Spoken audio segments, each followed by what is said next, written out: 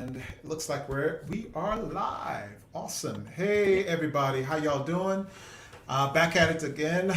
Today is my only interview, so I'm looking forward to a really good discussion with Mr. Alan Aragon. We're going to talk about fitness. We're going to talk about misinformation out there. We're going to talk about getting yourself correct and ready and right, especially as far as macronutrients, micronutrients, and getting yourself associated with a program that's consistent to you. Nothing that's cookie cutter, but something that's suited to you. So I hope you enjoyed today's conversation. So,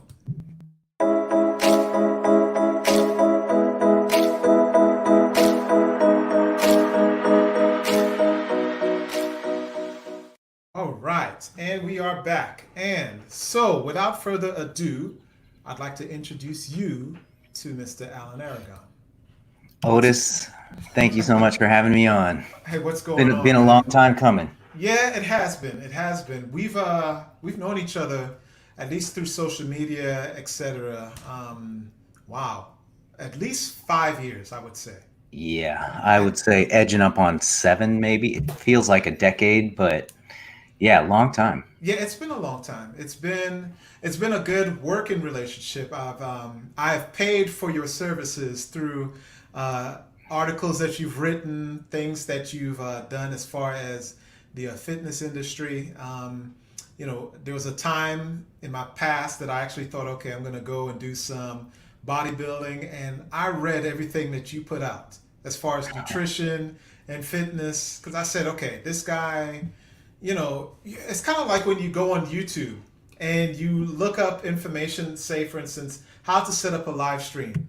There's tons of videos out there, but then there's always that one video that stands out that's common sense, that's funny, and it's well understood. And so you kind of stood out to me over these past almost, damn, near a decade now Yeah. regarding fitness, everything like that. So I wanted to have you come on and just have a discussion with the folks that enjoying this little thing that I do every day. So before we go into it, go ahead and introduce yourself, man. Tell us who you are and what you're all about. Okay. My name is Alan Aragon. I am probably best known amongst the narrow fitness niche in the dark corners of the internet, as one of the forefathers of the evidence-based movement in the fitness industry. Mm-hmm. So predating me would only be like a couple dudes, really, like um, Dan Duchesne, Mm-hmm. Will Brink, Mm-hmm. Lyle McDonald. Yep. Um, Brad Schoenfeld was not really, in that scene at that Mm-hmm. time. He was doing this thing with kind of outside of more towards the masses and putting Mm-hmm. together media for the masses to consume.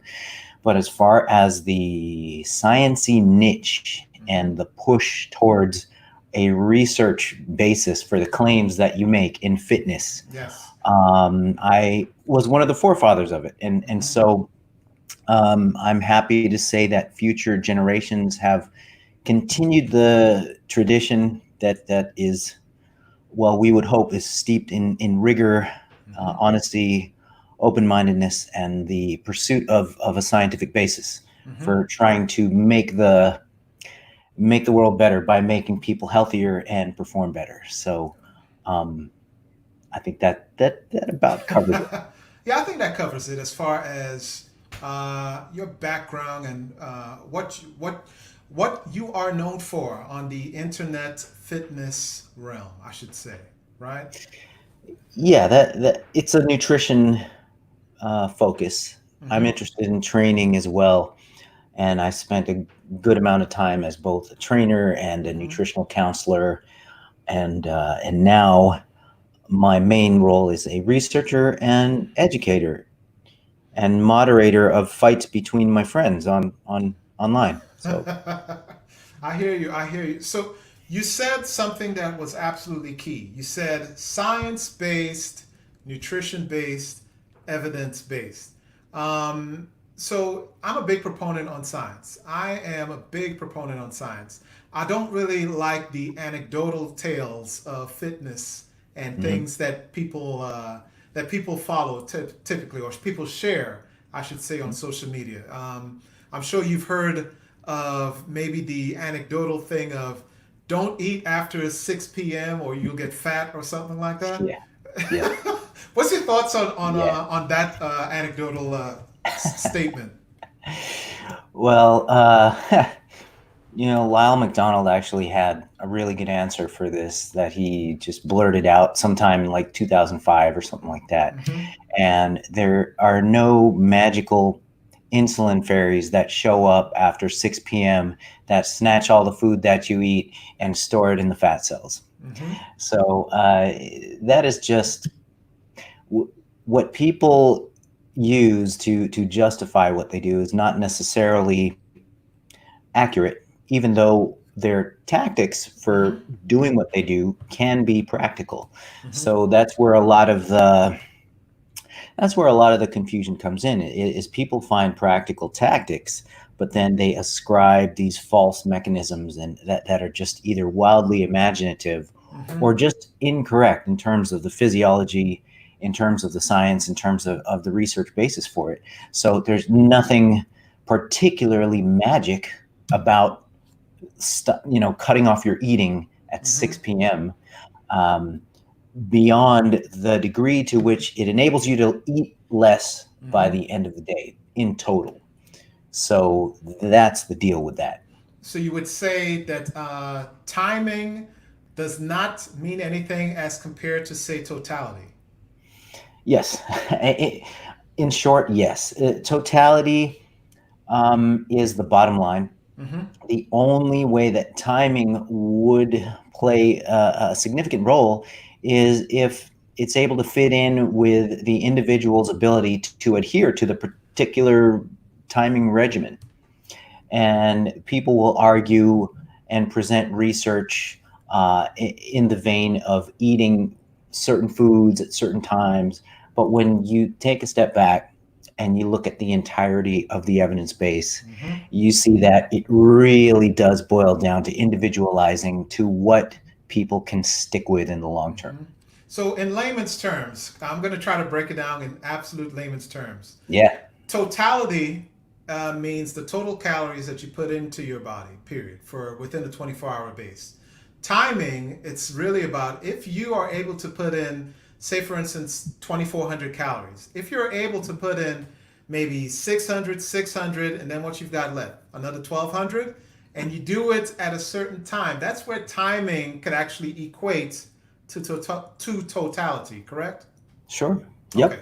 Yep. And that's different with every individual. Mm-hmm. People's preferences vary, people's Mm-hmm. tolerances vary. Mm-hmm. You got dudes on one end of the continuum, like big guys trying to get even bigger, so they have to eat upwards of 5,000-6,000 calories a Mm-hmm. day.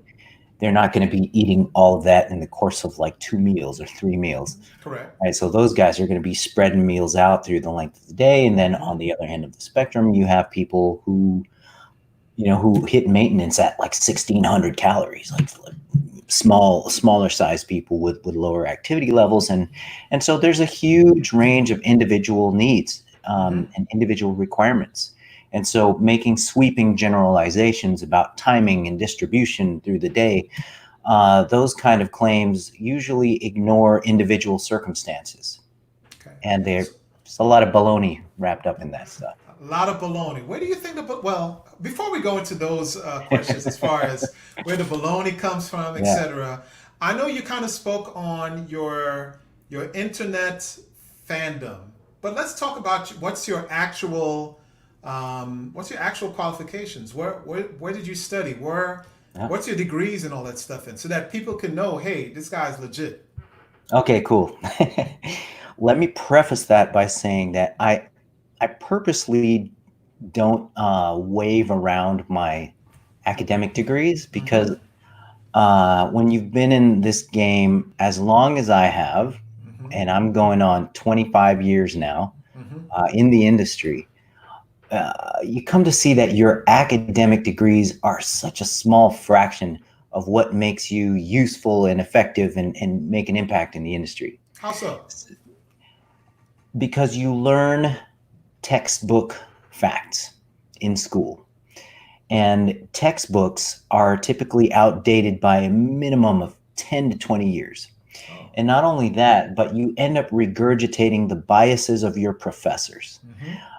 And it really isn't until you get out there in the real world, get out there in the working world, and work with enough clients and enough real people to determine how much of what you learned in school is valid.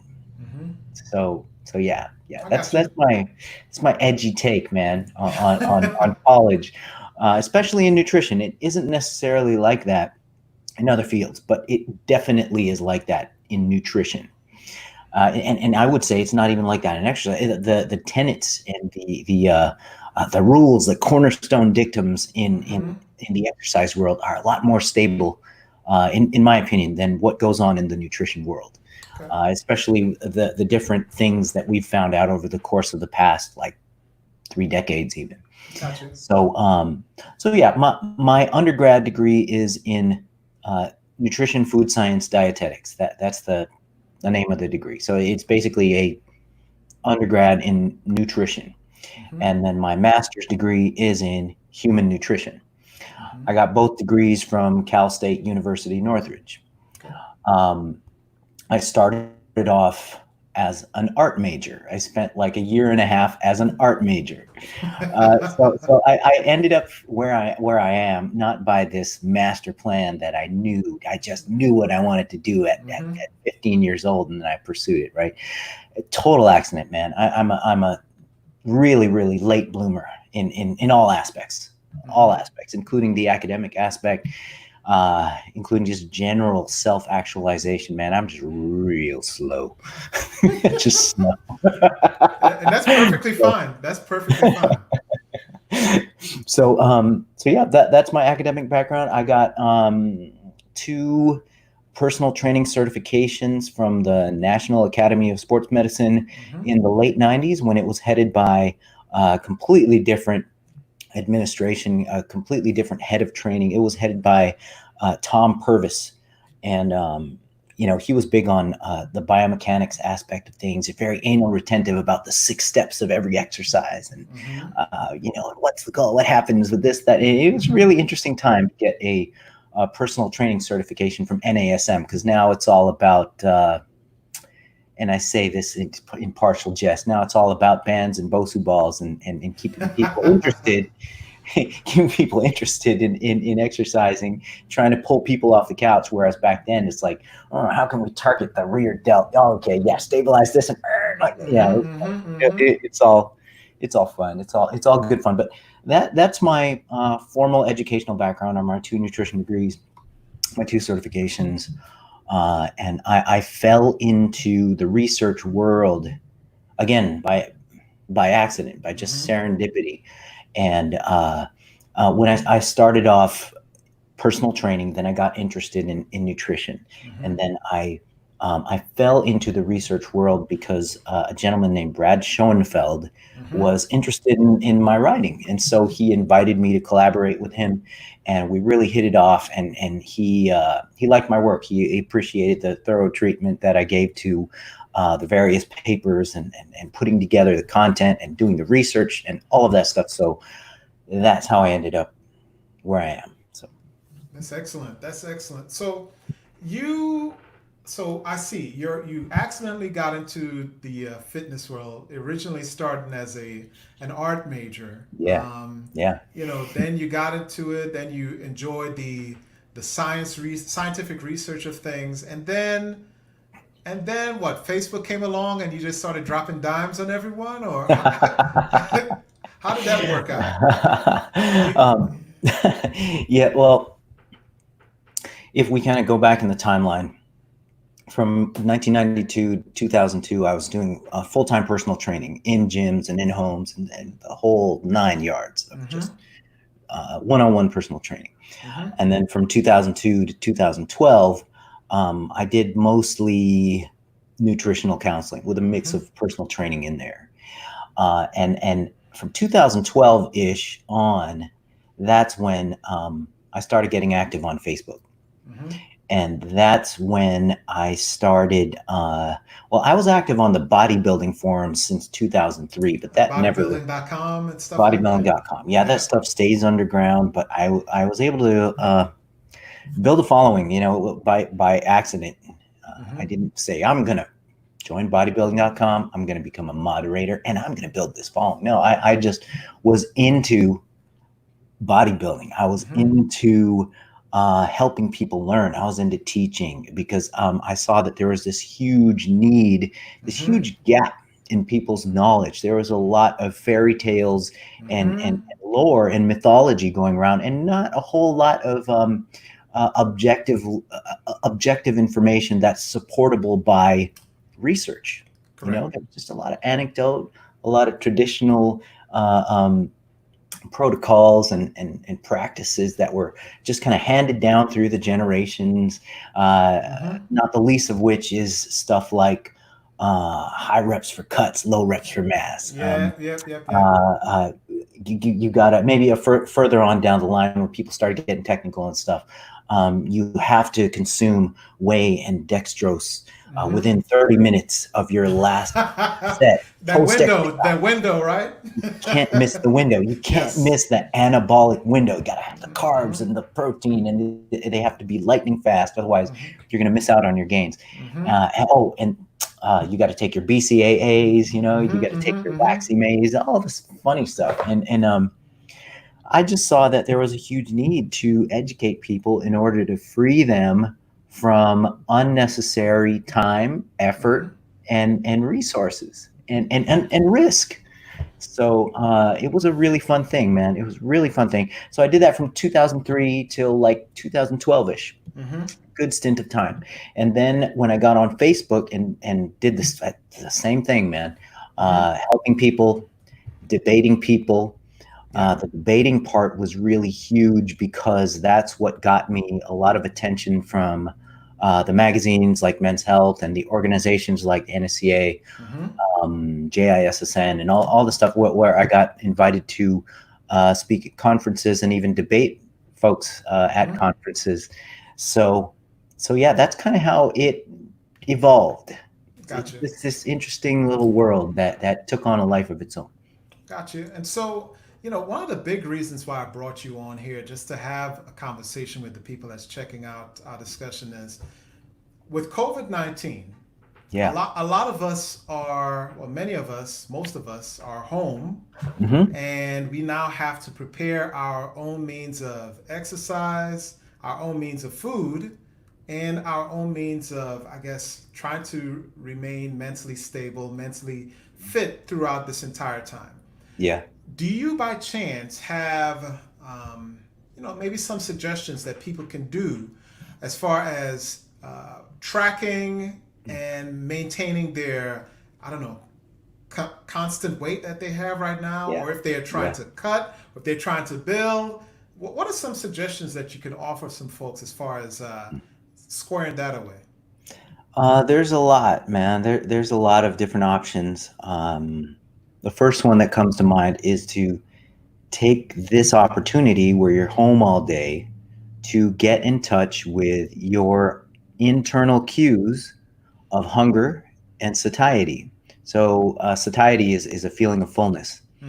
So a lot of people who have been in the fast-paced, jet-setting work world, where you're running from one appointment to another, you're getting in your car, you're just speed ticketing your way to different appointments. People just inhale food on the fly. And so the population, the working world at large, has lost its sense of what actual physiological hunger feels like, and what physiological fullness feels like. So everybody knows what craving feels like. Everybody knows how to emotionally eat when they're stressed out. Everybody knows how to eat to just entertain themselves or celebrate. But we need to get in touch more with what does actual physiological hunger feel like? What does that first hunger pang feel like? So what does the feeling of fullness, what does that feel like? So That's what we need to get in touch with. It So was a good what? time to try to do. So what exactly is that physiology? I mean, what exactly is going on when I feel that hunger pain? How do I combat that? Do I just drink water and call it a day to ignore it, or what do I do? I would suggest that if it's a genuine hunger pang, you have to kind of, and this is all goal dependent. So what you do in that instance would be totally different from what the next individual would do. Yeah. So, for example, if somebody, let's imagine somebody has a weight loss goal. Mm-hmm. Okay, that person would need to kind of get in touch with that feeling of hunger, because a lot of times what people who want to lose weight, Mm-hmm. they have lost touch with hunger cues because they're so used to stamping them out with food or with water or with whatever they might do. Mm-hmm. Mm-hmm. And so I would say just sit in that feeling for a little bit, and then decide whether you can tolerate it or not, whether or not it's distracting or inhibiting your ability to be effective in whatever task you're trying to complete. And once you can't really tolerate it, then eat something. But when you do eat something, eat as slow as feasibly possible, Why slow? so you can recognize the sensation of satiety, or the sensation of, okay, I've eaten enough, I'm satisfied, I'm full enough. Mm-hmm. And the only way that you can recognize the beginnings of satiety is if you eat slow enough. So a lot of people, you know what, chewing our food enough is a lost art. Wow. What do you mean by that? Talk to me about it. What do you mean? it Well, you can't necessarily do this now with all the public places shut down, but if you watch how people eat in public places, Mm-hmm. they might chew 1, 2, 3, swallow, sometimes like bam, swallow, right? People Okay. are just, like I said, they're inhaling food, they're just trying to get it down and then run to the next thing.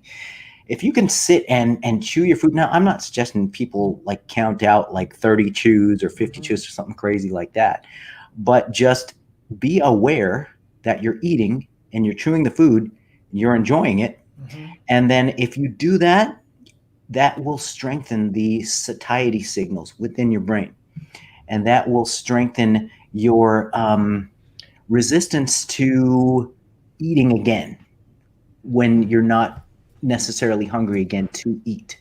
So yeah, people need to slow down. They need to chew their food. They need to be aware of what's going on. They need to be aware of how their body is feeling in terms of hunger, in terms of fullness.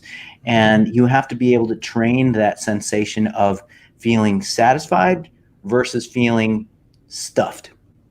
Got you. So yeah, it takes practice, because we've conditioned ourselves. I mean, as a species that's inundated with technology and crammed schedules, we have conditioned ourselves out of that vital skill, and that's part of the problem of why people overeat.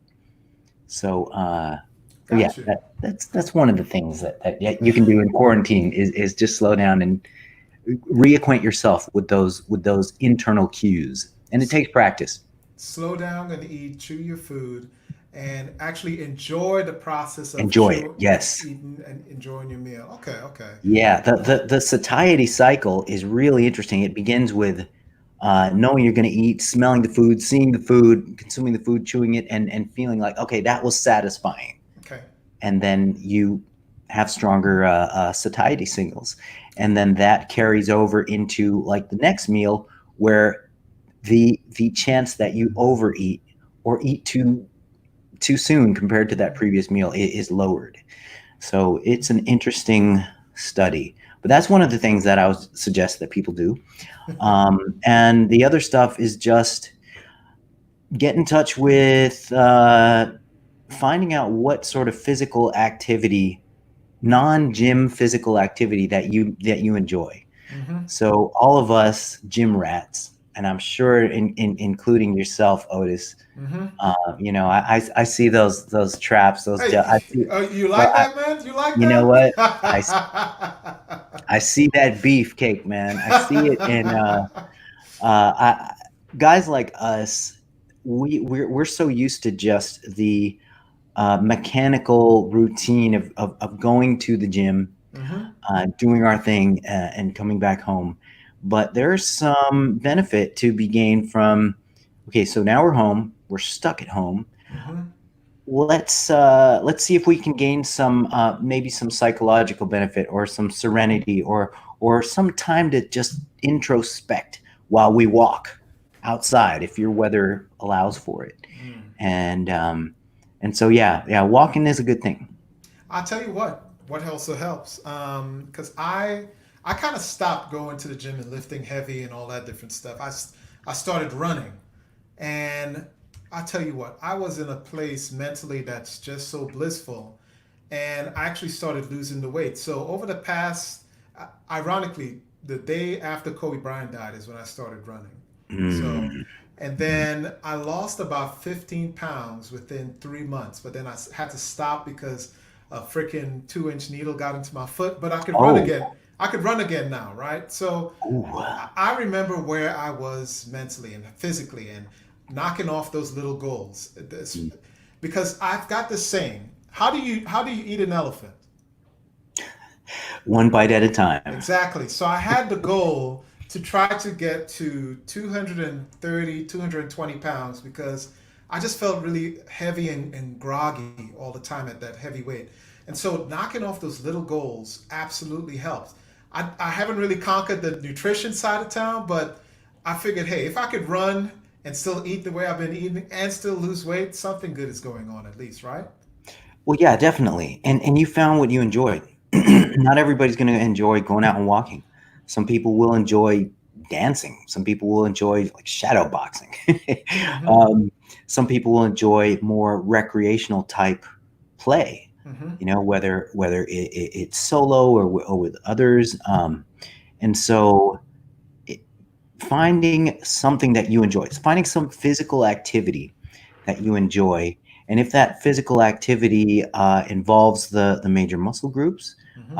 and if you can employ some resistance there on a regular basis, then you'll be healthy and you'll be fit and you'll survive the lockdowns until the Excellent. gyms reopen again. Well, some of the gyms have been reopening. I saw that they're allowing folks to go in maybe at 50% capacity, making Hmm. sure things are sprayed down, etc. Me personally and my family personally, no, we're not visiting any gyms because we're not going to be indoors hanging out with folks who may be asymptomatic and all that stuff. Period. Yeah, it's scary. I talked to one of my friends who is just like the definition of a gym rat, and he is like, I'm not going back, and I'm not going back to the gym until they develop a vaccine. Just period. I'm not doing it. It's not worth it. Mm-hmm. I'll do whatever it takes to stay the heck out of that gym. He called it a petri dish. Mm-hmm. And the more that you think about it, the more that you realize, gosh, it's an enclosed space. Yes. Everybody's just heaving and heavy breathing and Yes. Mm-hmm. sweating all over the equipment, sometimes bleeding on it and Mm-hmm. shedding on it. Mm-hmm. Mm-hmm. Mm-hmm. um, that was fine at one point in time, but We live in a different world now.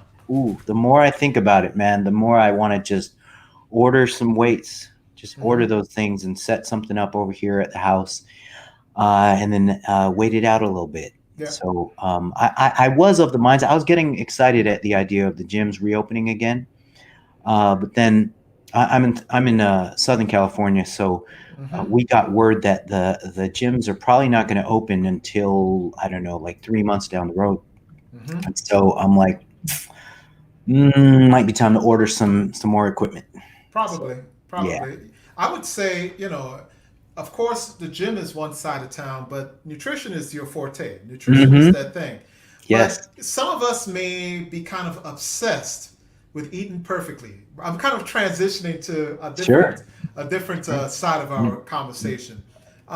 Orthorexia is the terminology. Mm-hmm. It's the obsession of eating perfectly, making sure your macros. By the way, y'all, macros are the three large food groups, right? So it's no, three large groups. It's carbs, it's fats, and it's proteins. Yes. And some of us may have this obsession with wanting to eat perfectly, making sure your sweet potato and your chicken breast and your green and your beans or whatever it is perfectly weighted. And we have this obsession. Can you talk to us about what exactly is this orthorexia thing all about, and why it's not necessarily the best thing?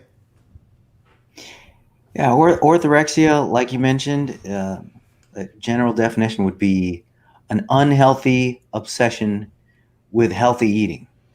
And so, Mm-hmm. under the umbrella of orthorexia, would be being perfectionistic about hitting your grams of carbohydrate, protein, and fat, Mm-hmm. being perfectionistic about your choices within the food groups, even. Mm-hmm. And you can take orthorexia to different levels up. You can take it to the level of only eating produce and meats that are organic.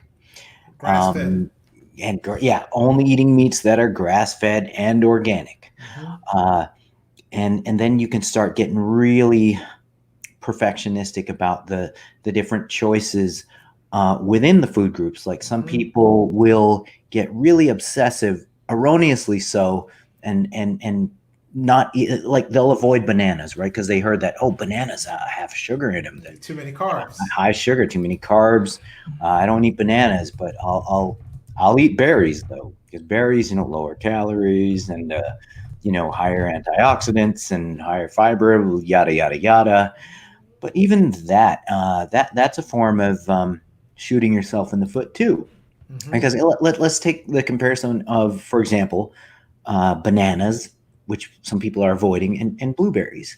Mm-hmm. um, you can easily sit down and eat a bowl of blueberries that equals a banana calorie wise. It's a little bit more volume you have to eat, but you can still a few more handfuls of blueberries. Bam, you're in banana territory as far Mm-hmm. as calories go. Uh, and Not only that, but bananas is kind of a better known fact about bananas is that they're a good source of potassium. Yes. So everybody associates bananas with potassium. Okay, well, that's a good thing because potassium is one of the nutrients of concern among the general public, who the vast majority do not consume the recommended amount of potassium. Mm-hmm. And then another nutrient that bananas happen to be a decent source of is magnesium. Mm-hmm. And right around half of the general population comes up short of recommended intakes of magnesium. So here you are ditching bananas in favor of blueberries because of buzzwords like antioxidant polyphenols and stuff, when you're missing out on an excellent source of potassium Yeah. and magnesium with bananas. And then, of course, how about this? This is a shocking solution. How about this? Eat both. Rotate both during the day or during the week. Yeah. That's super shocking to people. Like, oh, I can eat both. Oh, okay. One's not better than the other. I should eat both. Okay, cool. Wow. It's revolutionary, Otis. I'm But telling you. we're such a copycat type of being. We love to follow what the experts may be doing. Those who are aesthetically, huge or whatever. Man, they're doing this. I need to do the same thing. Yeah. So how do we break past that mentality that, ooh, I must follow this expert as far as what they're doing? Because obviously, look, Otis is all big. Maybe I should eat, curry chicken like he's eating curry chicken. I could be as big and strong as him. How do we break past that? I don't know, dude. I don't know. I think that the human animal generally makes decisions on emotion. Yeah. I think that unfortunately it's going to be the minority of people who will question the claims. And I don't know. There is an interesting observational study that just came down the pike that looked at the top 100 best-selling diet books, the top 100 bestsellers in the Mm-hmm. diet book category.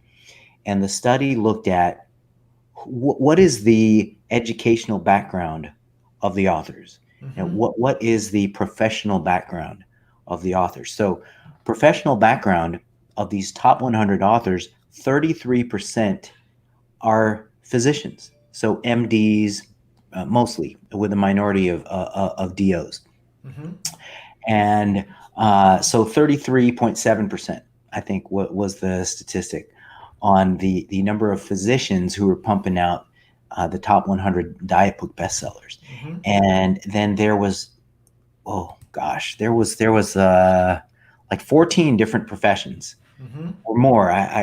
It was in the teens of different professions of people who wrote diet books, and a lot of those professions had nothing to do with nutrition.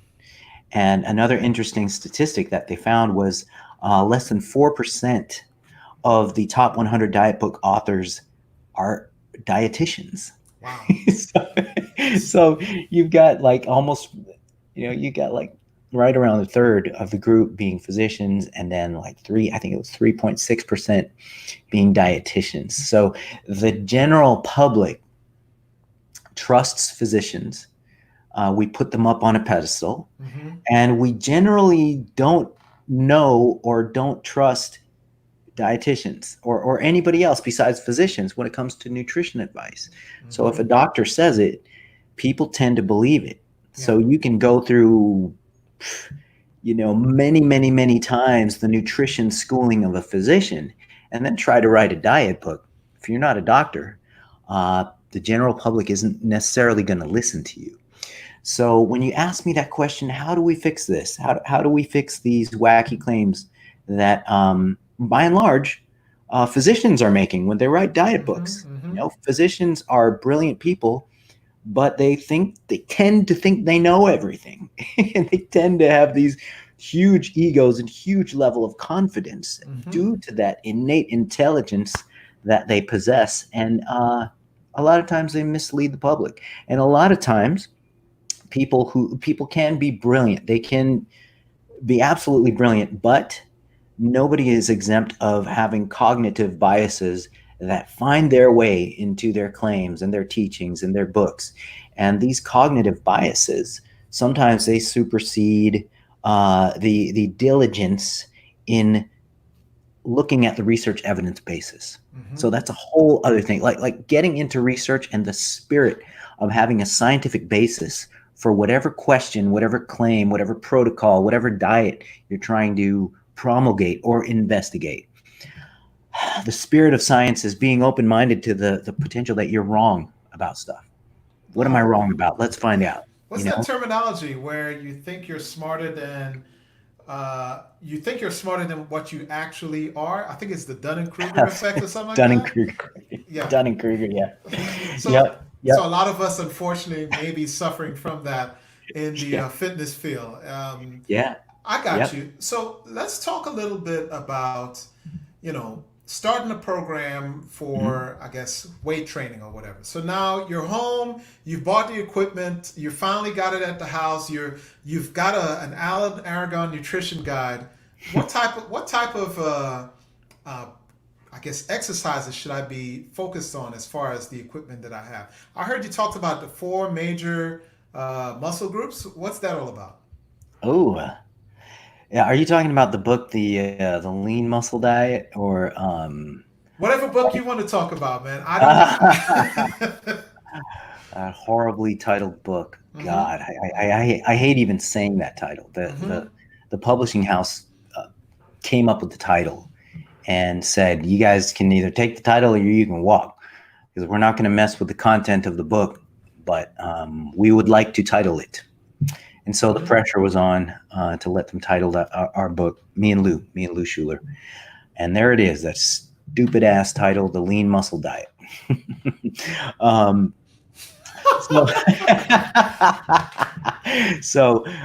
Yeah, but okay, let's diverge from the book for a second.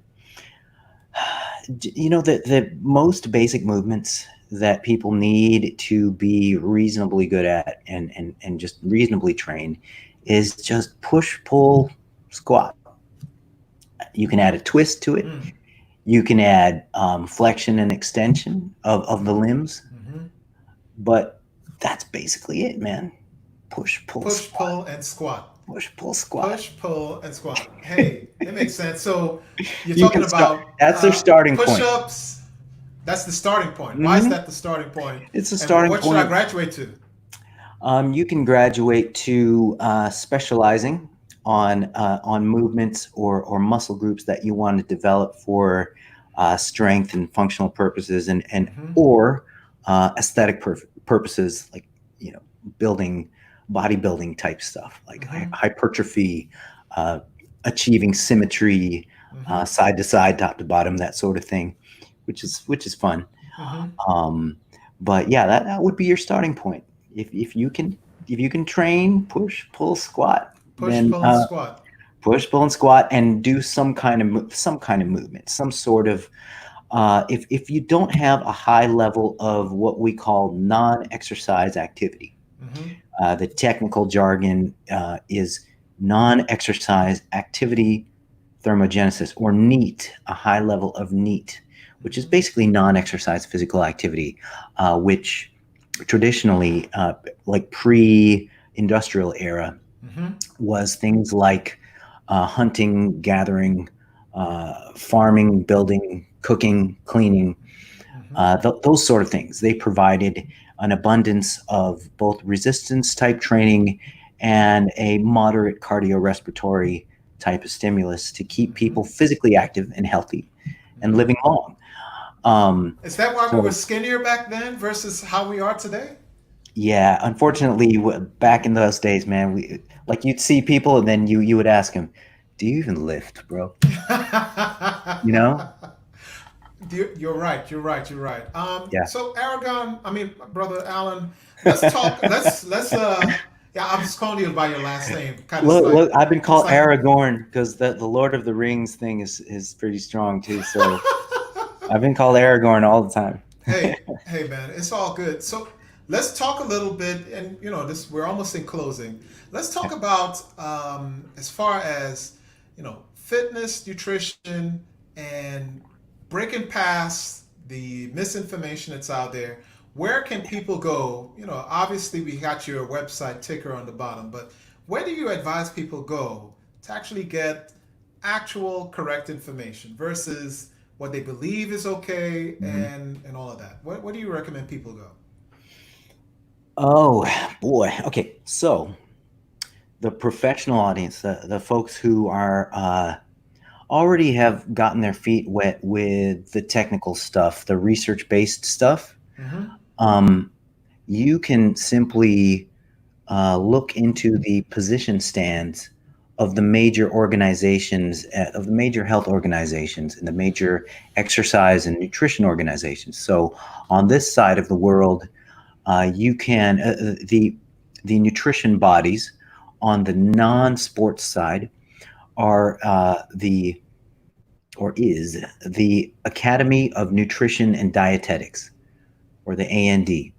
So if you want to know about nutrition for pregnancy, Mm-hmm. pediatric nutrition, nutrition for this, that, or the other condition that's not sports related, then they are a good resource. Just Mm-hmm. Google whatever you're looking at, pediatric nutrition, and then just type Academy of Nutrition and Dietetics Mm-hmm. position stand, and then you'll come up with a bunch of links, and the top link will be their position stand page.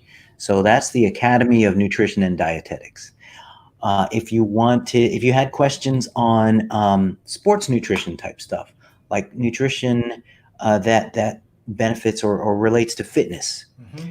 then I would point you towards the ISSN, or the International Society of Sports Nutrition, Mm-hmm. and their position stands. So they have a bunch of position stands.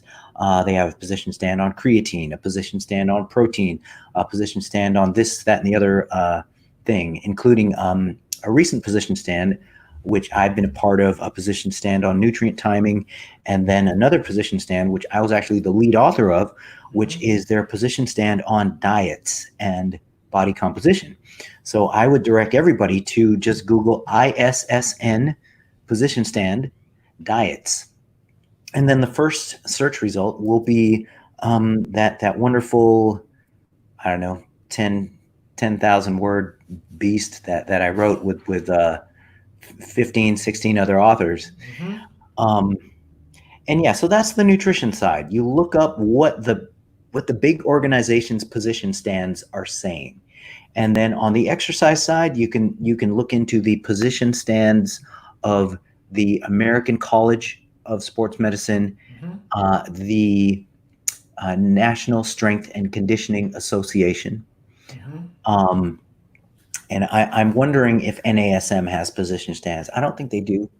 I think they deal a little bit more in the public sector rather than the academic sector. Got you. But yeah, those would be my four that I would point people to if I can just sort of recap.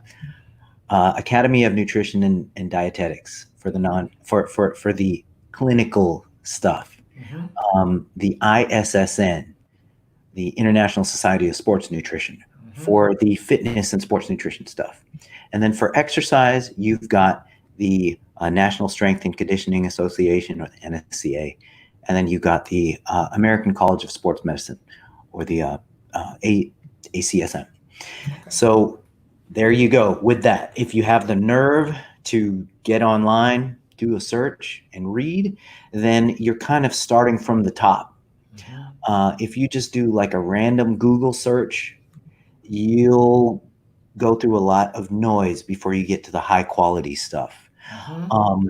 And then, if I may throw in a plug for my own monthly research review, that would be alanaragon.com. And I do a monthly journal. You can sort of look at it as like a highly detailed newsletter, Mm-hmm. where I look at all of the topics that I'm interested in, the hot topics, the topics that are creating the most buzz amongst the nutrition and fitness community, and I take a science-based look at those things and try to keep the professionals and the enthusiasts on top of the latest research of that stuff. It's a monthly thing that I've been doing since 2008. Mm-hmm. So for that, you would go to alanaragon.com. Okay. It's a monthly news release that I've been, enjoying ever since I first subscribed to it. So, I think it's worth the investment, especially if you want to, if you really want to start reading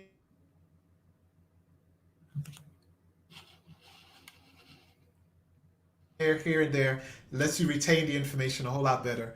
I would I recommend that you go appreciate check it it, out. man. And It Alan, means a lot. I really appreciate. I definitely do appreciate me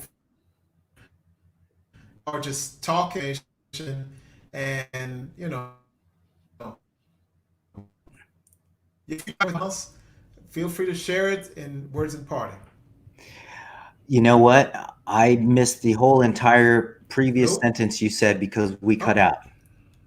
Can you hear me? Can you my bad, bro. My bad. I can hear you. I can hear you. Yes. hear Can you hear me? technology. Yeah, I missed the last sentence that you said because you were cut out. No, it's all good. Do you hear me now? I can hear you now. Yeah.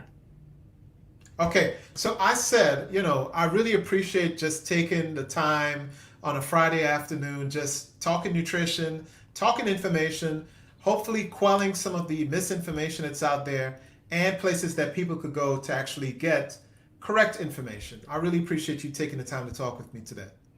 Well, thanks right back, Otis. Like I said, this was a long time coming. I'm really happy to see that you're making these moves, and doing a great service for the greater good. So thank you right back, my friend. I appreciate you, bro. So we'll talk again, all right? Definitely. All right. So we got Alan Aragon information out there.